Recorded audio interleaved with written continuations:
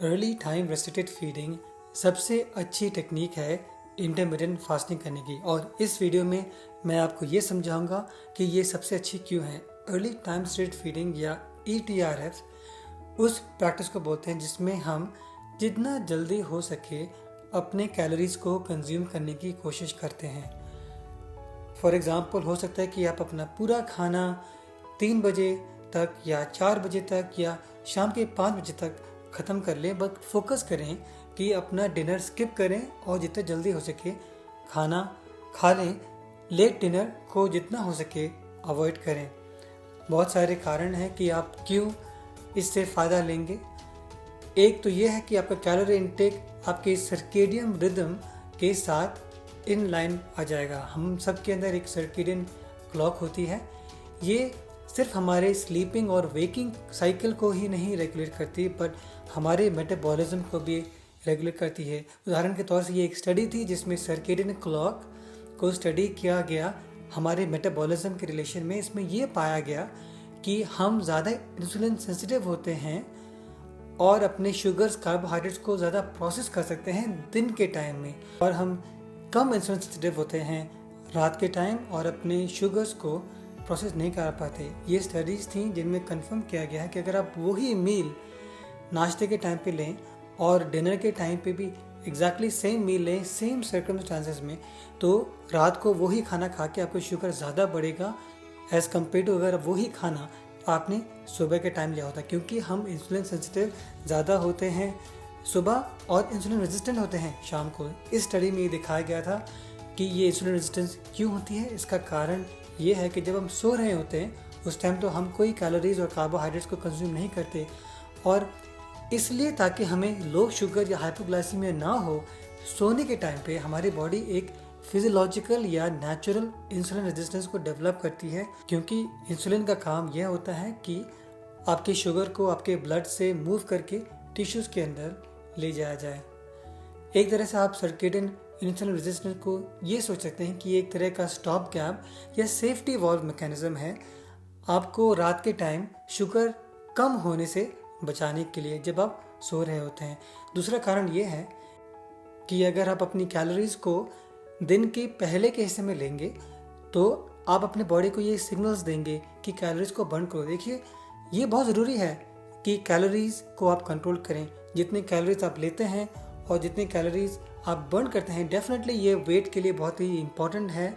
इसकी वजह से कैलोरी डेंसिटी ऑफ फूड भी बहुत ही ज़रूरी है समझना कि आप ऐसा डाइट प्लान को डिज़ाइन करें जिसमें आपके कैलोरीज कम रहें। ऐसा फूड प्लान जो आपको सेटाइटी दे, मतलब आपका पेट भर जाए मगर आपको कैलोरी से ओवरलोड ना करे।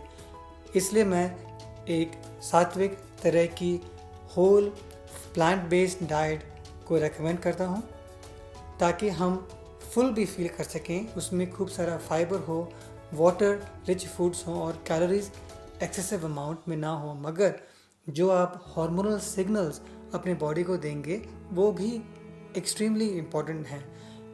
देखिए, जितना पैसा आपके घर में आता है वो डिटर्मिन नहीं करता कि आप अमीर बनते हैं या नहीं। ये भी है कि आपने उसको कैसे खर्च किया, आपने उसको इन्वेस्ट किया या आपने उसको जुए में उड़ा दिया। वैसे ही जो कैलोरीज आपकी बॉडी में आती हैं, आपके ऊपर है कि आप उनको कैसे मैनेज करेंगे, किस तरह के हार्मोनल सिग्नल्स आप अपने बॉडी को देंगे उन कैलोरीज से डील करने के लिए। इसमें ETRF या early time restricted feeding pattern का बहुत इम्पॉर्टेंट रोल है। देखिए, जब आप खाना खाते हैं तो 2 घंटे लगते हैं आपके खाने को अब्जॉर्ब होने में आपके ब्लड स्ट्रीम के अंदर, और फिर आपकी बॉडी उस खाने को लगभग 6 घंटे तक एब्जॉर्ब कर रही होती है। अब आप सोचिए कि अगर आप रात के 9 बजे अपना डिनर खाते हैं तो आप सुबह के 3 बजे तक उसके न्यूट्रिएंट्स और कैलोरीज को एब्जॉर्ब कर रहे होंगे। तो नेचुरल सी बात है कि ज़्यादातर जो कैलोरीज हैं आपकी बॉडी स्टोर करेगा। उसकी बजाय मान लीजिए आपने अपना खाना 4 बजे शाम को या 5 बजे शाम तक ख़त्म कर दिया और उसके बाद आप 1 घंटे के बाद एक्सरसाइज के लिए गए, तो आप अपने बॉडी को ऐसा सिग्नल देंगे कि आप उन कैलोरीज को बर्न करना चाहते हो। तो आप ये समझिए कि कैलोरीज एक तरह से ट्रैफिक है, गाड़ियाँ जो ट्रैफिक में होती हैं, और जो आप करते हैं, जो हार्मोनल सिग्नल्स आप देते हैं बॉडी को, वो एक ट्रैफिक वार्डन है जो डायरेक्ट करते हैं कि कैलोरीज किस तरफ जानी चाहिए, बर्निंग की तरफ जानी चाहिए या स्टोरेज की तरफ जानी चाहिए। अब ये समझिए कि कैलोरीज गाड़ी हैं और जो आप हार्मोन्स के थ्रू सिग्नल कर रहे हो वो ट्रैफिक वार्डन हैं जो डिसाइड करेंगी कि किस दिशा में उन कैलोरीज का इस्तेमाल करना है। एक पर्सन वही कैलोरीज यूज़ करके मसल्स बनाएगा और अपने कंधों को चौड़ा कर देगा, और दूसरा पर्सन उन्हीं कैलोरीज को यूज़ करके अपना पेट बड़ा कर देगा। तो आप क्या करते हैं उन कैलोरीज के साथ, यह बहुत ज़रूरी है, ये आपके हाथ में है। और एक्सरसाइज और कैलोरी एक्सपेंडिचर के अलावा ये भी लग रहा है इन स्टडीज़ के थ्रू कि आपका फूड का टाइमिंग भी इसमें एक बहुत इंपॉर्टेंट रोल प्ले करता है। ये एक स्टडी थी जिसमें 2 ग्रुप्स थे, एक ने अर्ली टाइम रिस्ट्रिक्टेड फीडिंग किया और दूसरे ने एक 12 घंटे की फीडिंग विंडो में खाया। दोनों ग्रुप्स को कहा गया कि आप अपना वज़न को नहीं बदल सकते, वज़न को मेंटेन करना था दोनों ग्रुप्स में, मगर इसके बावजूद जिन्होंने अर्ली टाइम रिस्ट्रिक्टेड फीडिंग करी उनके इंसुलिन सेंसिटिविटी में इम्प्रूवमेंट दिखाया गया, ब्लड प्रेशर कम हुआ और ऑक्सीडेटिव स्ट्रेस के मार्कर्स भी कम हुए। ये एक और स्टडी है जिसमें early time restricted feeding plan को रिसर्च किया गया और डेमोन्स्ट्रेट किया गया कि 24 घंटे में शुगर लेवल और भी बेनिफिशियल इफेक्ट्स थे ऑटोफेजी में, जो एक तरह की प्रोटीन रिसाइकलिंग या एंटी एजिंग इफेक्ट होता है। ये एक और स्टडी है जिसमें अर्ली टाइम रिस्ट्रिक्टेड फीडिंग में दिखाया गया कि भूख कम लगी उन पार्टिसिपेंट्स को और फैट ऑक्सीडेशन या फैट का बर्निंग भी ज़्यादा हुआ उन लोगों में। ये एक रैंडमाइज कंट्रोल ट्रायल है जो क्रॉसओवर ट्रायल थी जिसमें 9 घंटे का टाइम विंडो था और अर्ली टाइम रिस्ट्रिक्टेड फीडिंग था, जिसमें दिखाया गया कि ग्लूकोज टॉलरेंस इन मैन में बेहतर हुआ। ये एक स्टडी है जो जामा में पब्लिश हुई थी जिसमें दिखाया गया effectiveness of early time restricted feeding weight loss के लिए और हार्ट के मेटाबॉलिक मार्कर्स के लिए भी। ये एक इंटरेस्टिंग स्टडी है जिसमें टाइम रिस्ट्रिक्टेड फीडिंग जिसमें 6 घंटे का विंडो था इन्वेस्टिगेट किया कॉग्निटिव एबिलिटी, मतलब दिमाग या ब्रेन के फंक्शन के लिए उन लोगों में जो यूनिवर्सिटी स्टूडेंट्स थे। इन्होंने केमिकल जैसे कि बीटा हाइड्रोक्सी ब्यूटरेट और BDNF को भी मेजर किया और कॉग्निटिव मेजरिंग टेस्ट स्कोर्स में भी ये सब चीज़ें अर्ली टाइम रिस्ट्रिक्टेड फीडिंग से बेहतर हुई।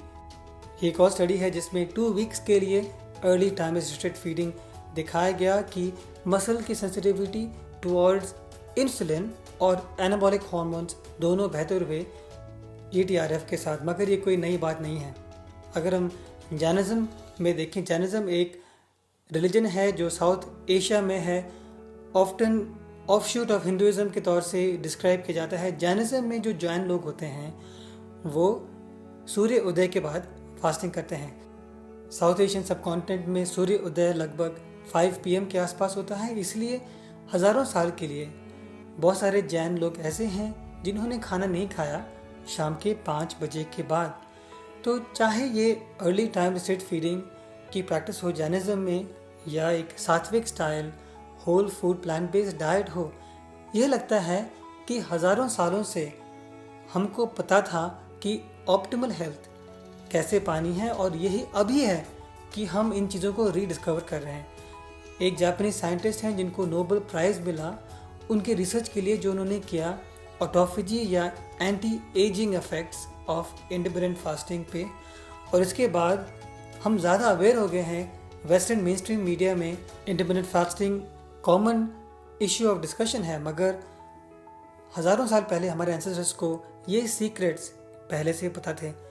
पर्सनली मैं ट्राई करता हूँ कि 5 बजे से पहले मैं अपनी कैलोरीज को इनटेक कर लूँ, कम से कम वीक में 4 या 5 दिन। अगर मैं वो खाना 4 बजे या 4:30 बजे भी खा लूँ तो वो और भी बेहतर है। उसके बाद मैं अगले सुबह तक नींबू का पानी, ब्लैक कॉफ़ी या हरी चाय के अलावा और कुछ नहीं खाता। डेफिनेटली कोई ऐसी चीज़ें जिसमें सिग्निफिकेंट अमाउंट ऑफ कैलोरीज या कार्बोहाइड्रेट्स हों।